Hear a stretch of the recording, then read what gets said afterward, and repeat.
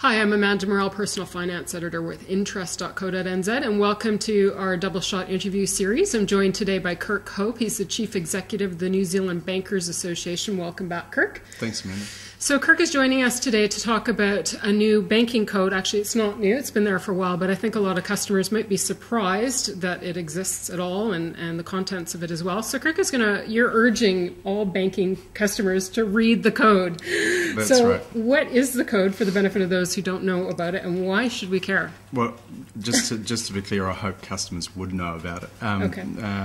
So it's been around since 1992. Back then there wasn't a dispute resolution scheme or a way for bank customers outside their contracts to probably engage with the banks when they had a dispute other than directly.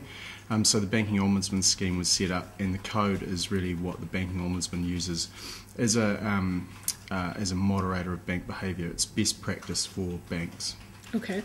So now this has been, you said, in existence since 1992. Mm-hmm. You do a 3-year review, and Yep. So this is the 5th one, and you've introduced some changes. Yep. So if you could walk us through what some of those changes are, beginning with the aspect dealing with mobile phone banking, because that's going to be a big emerging area as well for customers. Sure. So what's going on there that we should know about?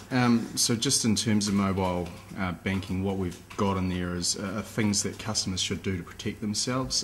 Things like having a lock on their phone, not leaving the application open, although to some degree that's a little bit irrelevant because most phone banking applications actually shut down themselves if you navigate to a different site. Okay. So that's quite helpful. Yep. And just ways that will ensure things that customers can do to ensure that they are not responsible for any losses that they might incur if their phone is stolen and things like that. Yeah, that's a really important point because increasingly everything's moving on to mobile phones. Absolutely. What proportion of customers are now, I mean, we hear about new apps coming out sort of on a monthly basis now. Do you know what proportion of customers are actually using mobile banking? I don't, but like you, what we're seeing anecdotally is quite a significant increase in it because of its convenience. Okay, all right, so make sure you read that aspect. And then the second part is the dispute resolution schemes. What's anything of relevance there? What we've done is we just,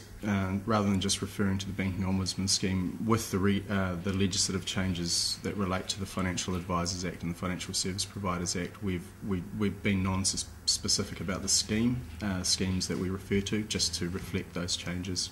Okay. Is there any element there addressing the differences between registered advisors and AFAs and that kind of information you can expect to get for them, or is that sort of outside of your scope of the code? That's outside the scope of the code, but that material can be found on sort of the Financial Service Provider's website. Okay, all right. And that brings me to the third point about accessibility. So where do people find the code if they want to read up on it and have any questions on it? Sure. It should be available in hard copy form in their bank, at the Banking Ombudsman, and on their bank website. It's also on the New Zealand Bankers Association website, and it's available from us as well. Okay, are you going to be sort of promoting the new revisions and trying to draw people's attention to them through their particular banks, or what are the banks themselves doing to draw awareness to it? So what we're doing is the formal release. The code comes into effect from 1 July, so this is part of our public discussion about the changes to the code and what customers can expect to see. Okay. And so lastly, you're changing your focus from retail and wholesale customers to exclusively retail customers. Yep. Why is that? We haven't changed the focus. We've just been more explicit that wholesale customers are carved out. Mainly, the definition of wholesale customer reflects the definition of wholesale customer in the Financial Advisors Act. So we're just making the code really explicit about the retail focus this time, and mainly. Why would you do that? Mainly because wholesale customers are able to look after themselves. That's why there are carve-outs for them in the Financial Advisors Act and the Securities Act and so forth. So that's why we've done it here, just to reflect that. Okay. Outside of these 4 changes, what other issues or features are addressed within the code? Is it a fairly dense document, or is it pretty easy to read? We've tried to make it as easy to read as possible, and that's sort of an ongoing challenge, I think, because of the breadth of products and services that banks provide, and because this document reflects bank practice. So we have tried to make it as accessible as possible and continue to do so. And we, as you said earlier, we do review it quite regularly, and so if, like with this review, people get the opportunity to provide submissions on areas that they'd like to see changes in. Can you give us any examples of where having read the code might have been a benefit and a value to customers? And people don't like reading the fine print. The brochures get tucked into the bottom drawer. So why should this one be read? Well, I'd say there's a couple of areas. So internet banking and mobile banking, for example. So you should certainly look at those if you're a regular user of internet banking and a regular user of mobile phone services, because firstly, they provide some key things that you can do to protect yourself, and they provide the obligations that the bank, they provide an outline of the obligations of the bank in providing those services, so that those are quite key things for, if you're a regular user of those.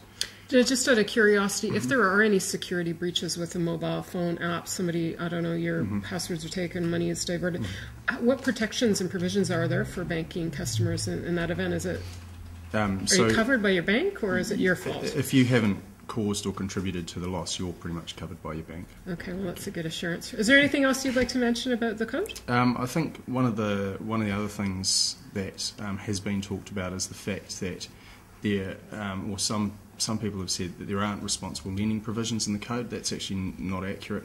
I mean, for a long period of time, the code has reflected credit practice amongst the banks in New Zealand, which the Ministry of Consumer Affairs has already accepted.